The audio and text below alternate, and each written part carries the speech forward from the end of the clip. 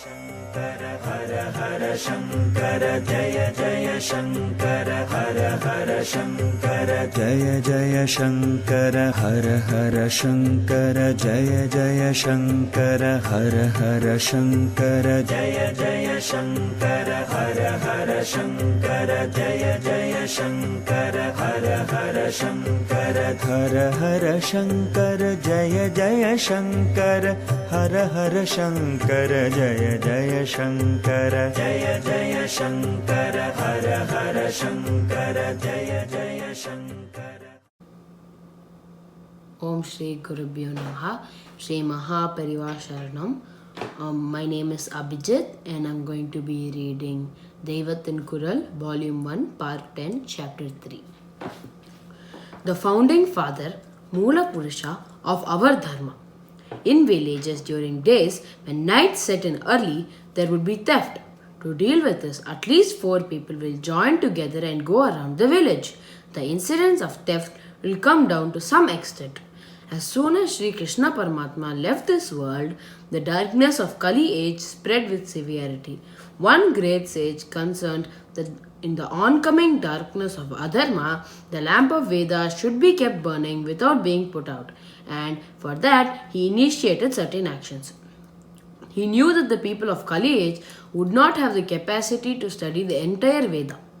Even so, only if Veda mantra, sabdha, sound prevails in the world till some little extent, there will be prosperity for all beings. Because of his boundless compassion, he thought that even in Kali age, some prosperity must be secured through Dharma Marg, the way of right conduct. For this, he divided the Vedas into 4 to suit the people of poor abilities who will come in Kali age. Till then, the Vedas remain unbounded. To 4 of his disciples, he gave instructions in 4 Vedas. Rigveda to Bailar, Yajurveda to Vaisampana, Samaveda to Jaimini, and Atharvana Veda to Samantu. I have entrusted this great wealth to you. Make arrangements to protect from generation to generation of disciple of each of the branches, Shaka, of the Vedas, said he, and sent the disciples to round as if in vigil keeping.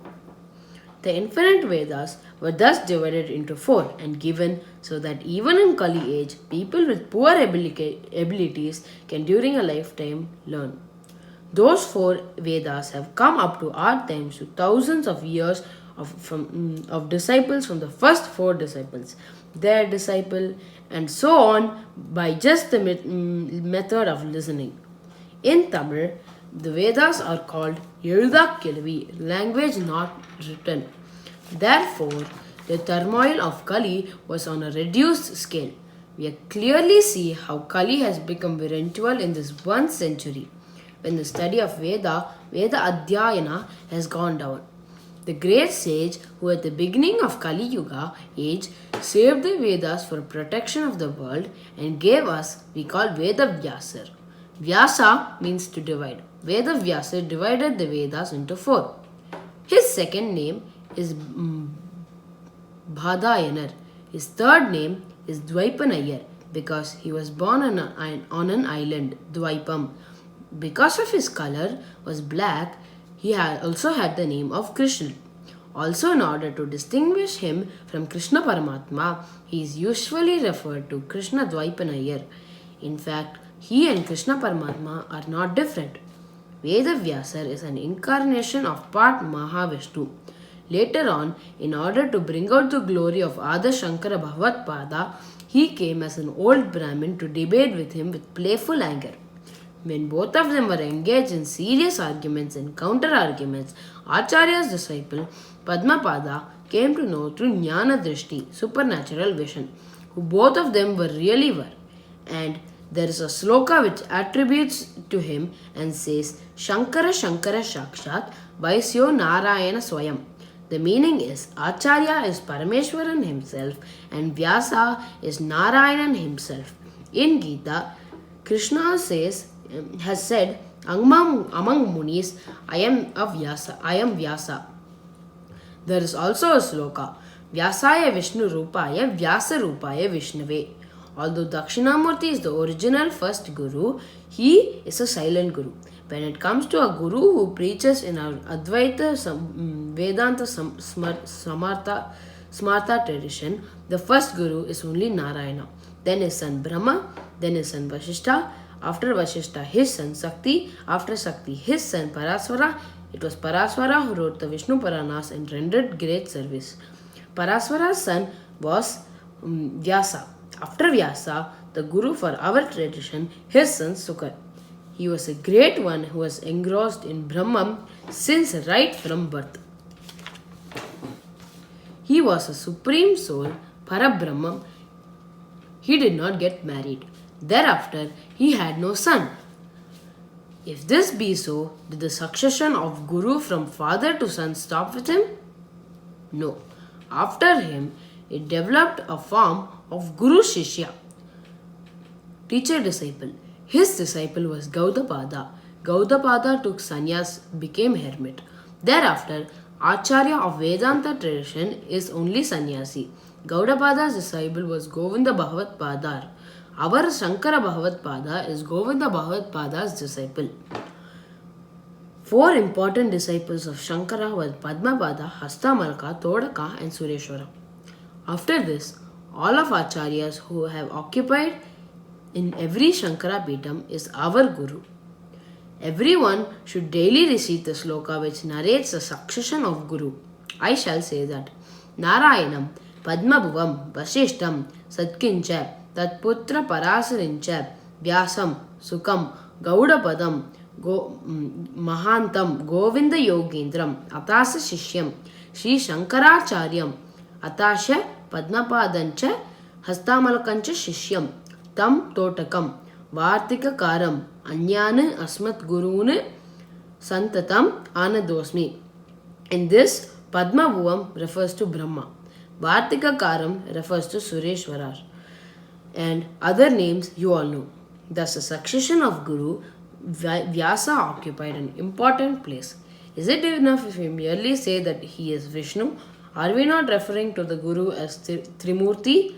Which is Guru Brahma, Guru Vishnu, Guru Devo, Maheshwara. There is also a sloka which describes Vyasa as Trimurti. It says, even if he does not have third eye, he is surely Shiva. Even if he does not have four faces, he is surely Brahma. Even if he does not have four hands, but only two, he is surely Vishnu. There is no one who has rendered greater service to us than Vyasa. He did not stop with classifying the Vedas. Only some people can preserve and protect the Vedas following the strict rules of religious discipline. But Vyasa was greatly concerned that all people should know the great truths contained in Vedas like Ahimsa, Satyam, Dharmam, etc. and follow them.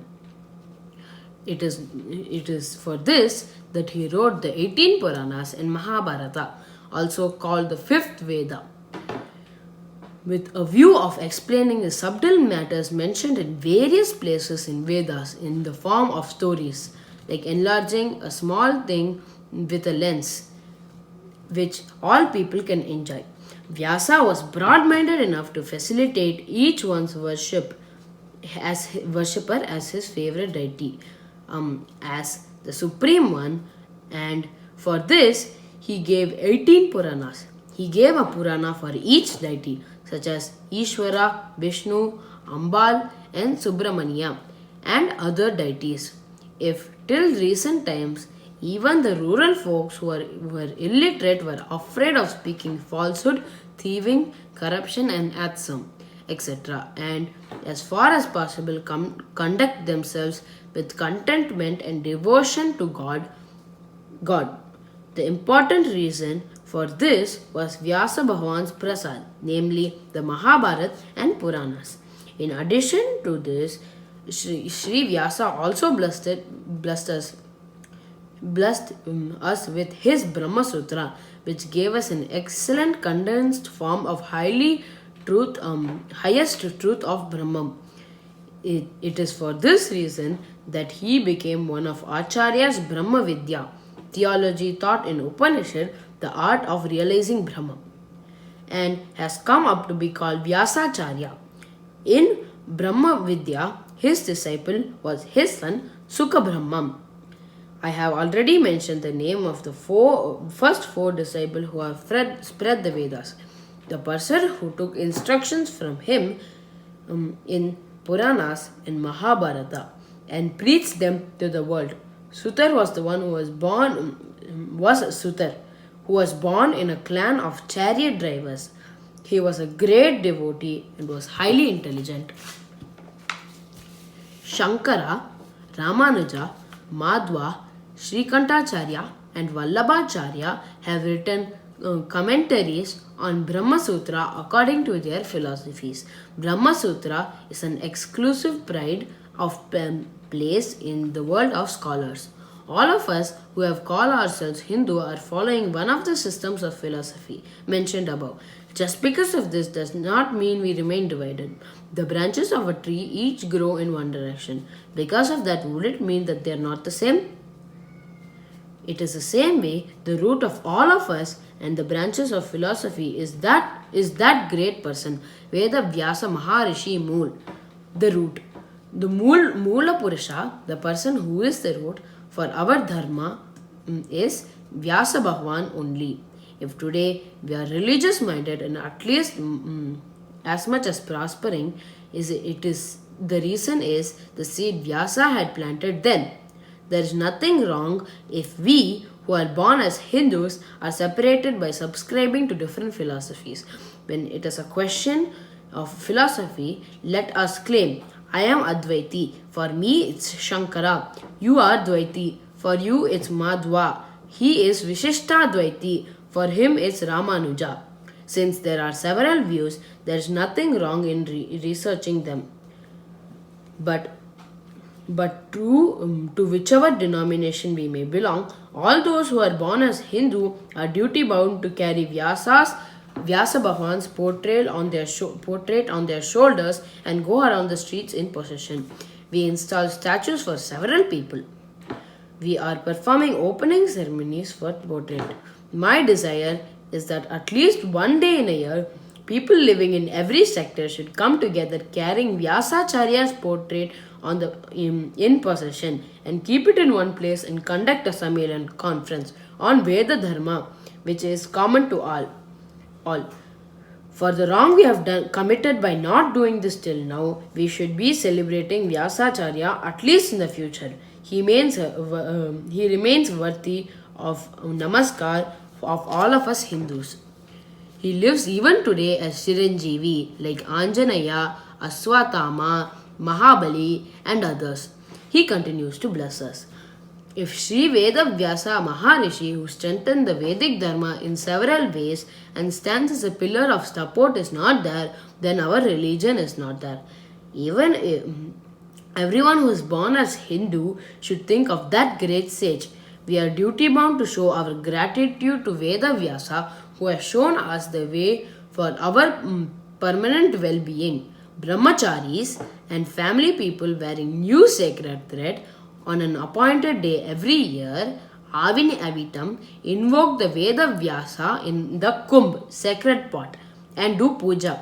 Although among sannyasis, there are some who wear sacred thread, mostly are those who have cut off their sacred thread.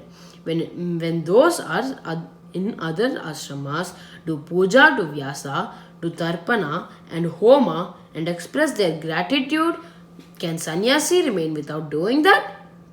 Is it not Brahma Sutra which brings us the true importance of Vedanta, the text authored by Vyasa? The Vyasa Puja performed by sannyasi at the commencement of their Chaturmasya, camping in one place for 4 months during the rainy season, is by way of expressing their gratitude to Vyasa. Thank you. Shankara Jaya Jaya Shankara Hara Hara Shankara Jaya Jaya Shankara Hara Hara Shankara Jaya Jaya Shankara